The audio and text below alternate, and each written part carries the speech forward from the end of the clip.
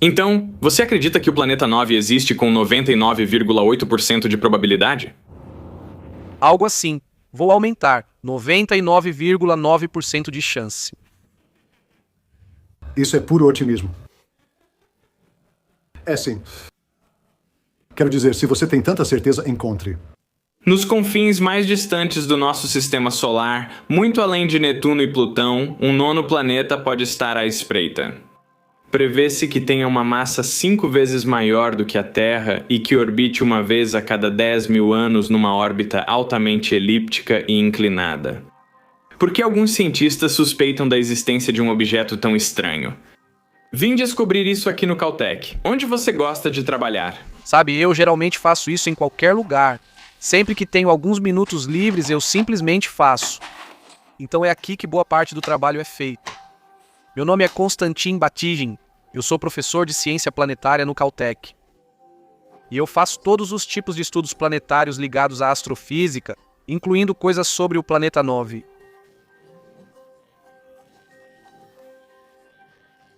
Essas são transformações de variáveis. Eu vou te dizer onde está o limite do planeta 9. É assim. Então tudo à esquerda disso é planeta 9.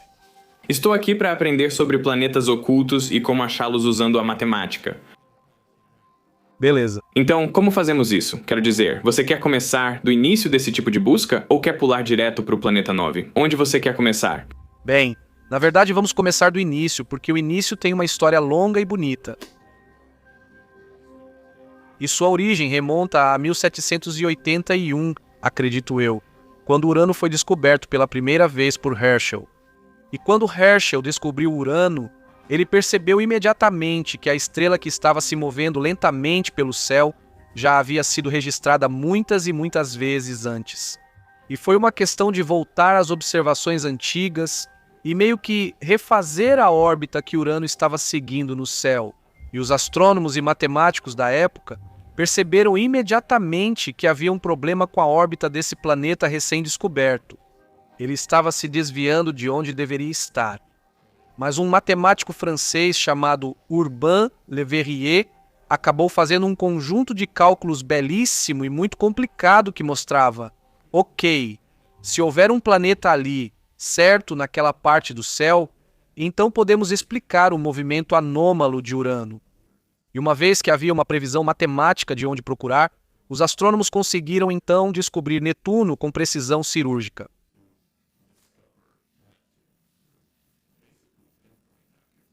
Com que rapidez acharam Netuno?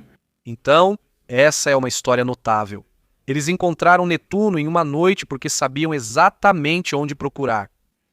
Pode haver um nono planeta. Há muito espaço para um nono planeta no sistema solar externo, mas não há boas evidências de um nono planeta no momento. E uma coisa particularmente assustadora sobre o nono planeta é que muita gente quer acreditar que existe um nono planeta. E todos nós sabemos que existe esse enorme viés psicológico de que, se você quer acreditar que algo é verdade, você vai encontrar evidências reais ou não de que isso é verdade. Praticamente todos, nos últimos 170 anos, previram planetas além de Netuno. Mas todas essas teorias falharam até agora. Eu acho que nós, ou seja, eu e meu colaborador parceiro no crime, Mike Brown, estamos certos.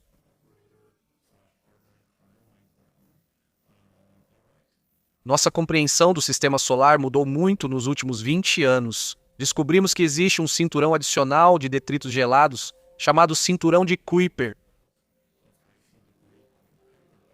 São como grandes asteroides gelados, talvez do tamanho de Los Angeles, que flutuam além de Netuno.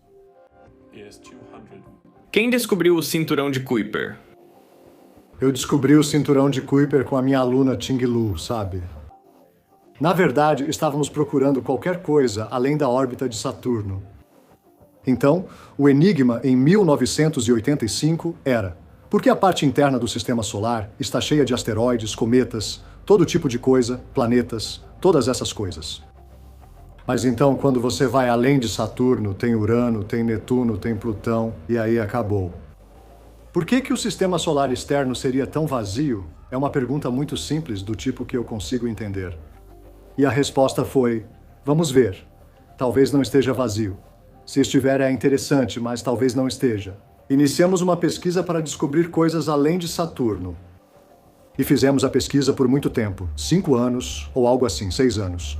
E na verdade não encontramos nada durante todo esse tempo, inclusive nada logo além de Saturno, onde esperávamos encontrar alguma coisa. Em 1992, finalmente encontramos esse objeto distante, percebendo de imediato que estava a 45 ou 50 UA pelo movimento lento no céu. Encontramos esse objeto lá fora, agora chamado de primeiro objeto identificado do cinturão de Kuiper. Na verdade, foi o segundo, porque Plutão foi identificado erroneamente em 1930, por vários motivos ligados à sociologia, propaganda e coisas assim. As pessoas queriam encontrar um planeta. Não importava o que fosse, Plutão tinha que ser um planeta. Esse processo continuou e agora há mais de 2.000 desses objetos. Em 25 anos encontramos 2.000 e acreditamos que a população é enorme. Há 1 bilhão de objetos com mais de 1 quilômetro de diâmetro. Talvez mais, talvez uns 2 bilhões. São alguns dos objetos mais distantes que, para alguns, parecem mostrar esse alinhamento orbital. E eles têm, em particular, uma distância de periélio muito grande. Então nunca chegam perto do Sol. Eles nunca chegam nem perto de Netuno. Se você observar os objetos mais distantes do cinturão de Kuiper, verá que suas órbitas apontam quase na mesma direção. Talvez alguns estejam indo na outra direção, só não os encontramos ainda. Será que estão lá? Sim, claro, essa é uma ótima pergunta. De modo geral, quando você procura por objetos no céu noturno, sempre existem o que chamamos de vieses observacionais. Então, você sempre está limitado a encontrar objetos apenas onde você procura. Então, essa é uma pergunta fundamental que você precisa fazer, certo? Será que só encontramos objetos que estão todos apontando para aquela direção, certo? Suas órbitas apontando para lá, porque só olhamos naquela direção. A resposta é que existe uma chance de que tudo isso seja um alarme falso, ok? E essa chance é de 1 em 500. Existem corpos que ocasionalmente vão se deslocar para outras direções. No geral, se você olhar, existe uma tendência. Então aqui, o que vemos é um tipo de simulação bem típica do tipo que fazemos. Começamos o sistema solar em um estado inicial totalmente aleatório, onde todos os objetos estão apontando para todos os lados. Para dar uma ideia de escala, esses círculos rosas aqui são Urano e Netuno. E essa longa elipse rosa é o planeta 9. E esses caras azuis, essas órbitas azuis, são objetos do cinturão de Kuiper de longo período, aqueles que no sistema solar real vemos agrupados.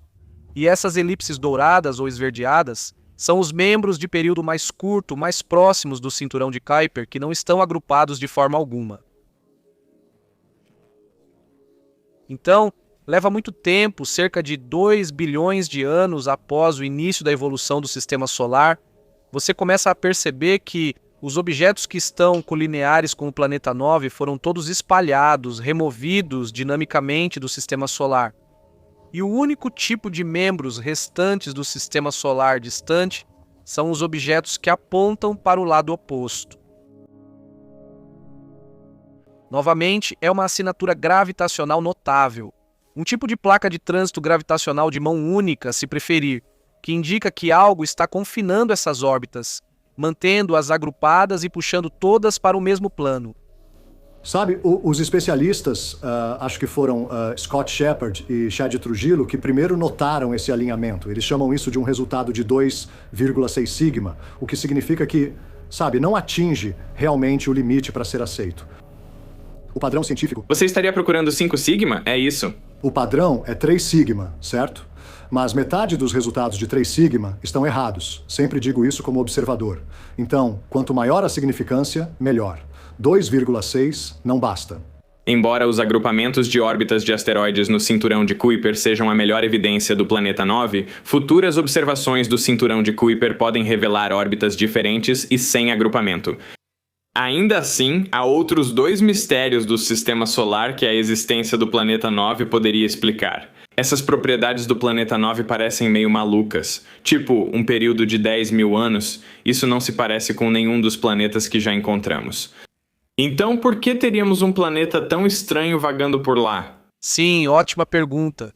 De fato, nada disso lembra nada do que vemos no sistema solar, certo? Se você ignorar o período por um instante e pensar, por exemplo, em uma massa de 5 vezes a massa terrestre, verá que não há nada assim no sistema solar. Nós vamos de 1 a 17 quando passamos da Terra para Netuno. É estranho? Na verdade, acontece que esse é o tipo de planeta mais comum na galáxia que descobrimos ao redor de outras estrelas. Pode ser o contrário. O fato de o sistema solar não ter um objeto com 5 vezes a massa terrestre, mais próximo do Sol, na verdade é meio estranho. Na verdade, 5 massas terrestres parecem ser um resultado padrão da formação de planetas. Existem coisas ainda mais estranhas, e esse é meu aspecto favorito da hipótese do planeta 9. É o fato de que o planeta 9 realmente faz com que as órbitas virem de lado. Você não deveria esperar encontrar objetos no sistema solar que estejam virados de lado e orbitando o Sol perpendicularmente aos planetas. Você realmente não esperaria encontrar objetos orbitando no sentido errado no sistema solar. Mas encontramos, certo? Eles estão no cinturão de Kuiper. E isso, na verdade, tem sido um problema desde antes mesmo de o planeta 9 ser cogitado.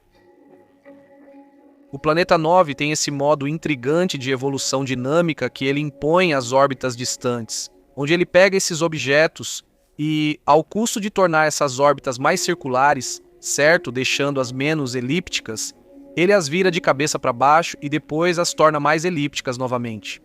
É uma evolução dinâmica complicada e realmente, em um nível detalhado, você precisa recorrer a simulações de computador para entender como isso funciona.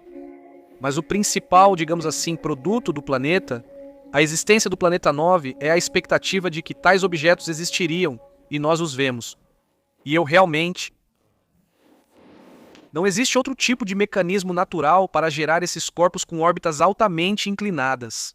Sabe, você tem o plano da maioria dos corpos e então alguns desses corpos lá fora aparentemente têm suas órbitas quase inclinadas até 90 graus. Isso é só estranho ou é uma evidência mais forte para... Isso é uma das coisas que eles afirmam explicar com a hipótese do planeta 9. E isso é um ponto positivo a favor da hipótese. Mas, novamente, você sabe, é preciso encontrar o planeta para ter certeza do que está acontecendo.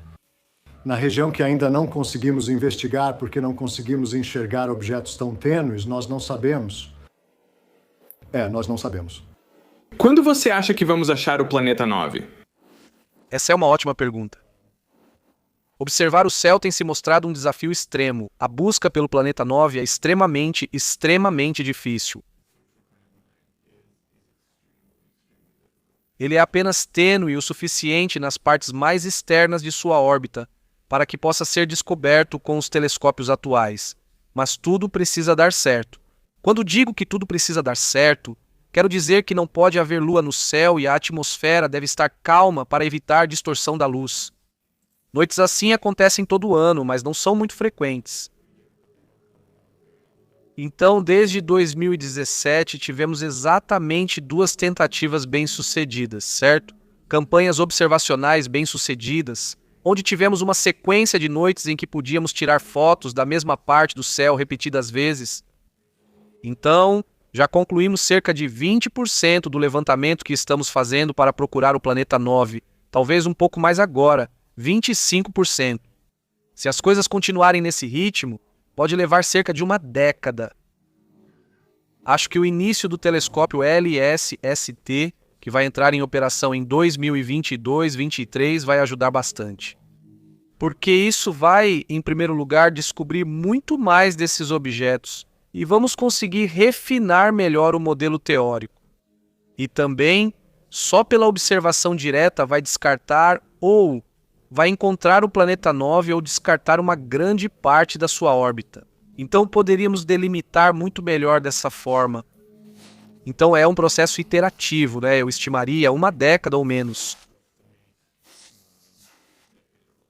Então, em termos volumétricos, descobrimos a maior parte do sistema solar nos últimos 25 anos, algo assim. Como assim, em termos de volume? Quero dizer que o volume da região ocupada pelos planetas é muito pequeno. São 10.000 unidades astronômicas cúbicas. Mas à medida que você vai mais longe, sabe, o volume dessa esfera que encapsula todos os objetos que conseguimos observar aumenta dramaticamente. Então, se você for 10 vezes mais longe, o que agora estamos quase conseguindo fazer, você aumenta o volume que está observando 1000 vezes. Tem muita coisa acontecendo. Sabe, o sistema solar é para mim um lugar desconhecido. Muitas vezes achamos que sabemos tudo sobre ele só por observar de perto e ter dados de sondas espaciais. Mas quanto mais longe você vai, menos conhecido ele é e mais misterioso se torna. E essa história do nono planeta faz parte disso porque, basicamente, quando você vai longe o suficiente do Sol, há espaço suficiente para esconder praticamente qualquer coisa que você quiser. Vai ser tão tênue que pode ser praticamente qualquer coisa. Planetas grandes ou pequenos, o que quiser, ainda não teríamos visto. Se e quando você encontrar, quem é que vai dar o nome? Isso é algo sobre o qual a gente não pensa e não fala. Ainda não pensou em um nome? O único, David Bowie. Sim, tem uma petição online no change.org para batizar o planeta 9 de David Bowie. E eu achei meio bobo no começo, mas aí tem toda essa mitologia do David Bowie que você poderia criar se ele tivesse luas. Você poderia ter Ziggy Stardust, Starman e todas essas coisas. Então, sabe, eu meio que não estou falando sério, mas também seria meio notável se tivéssemos Júpiter, Saturno, Urano, Netuno e David Bowie.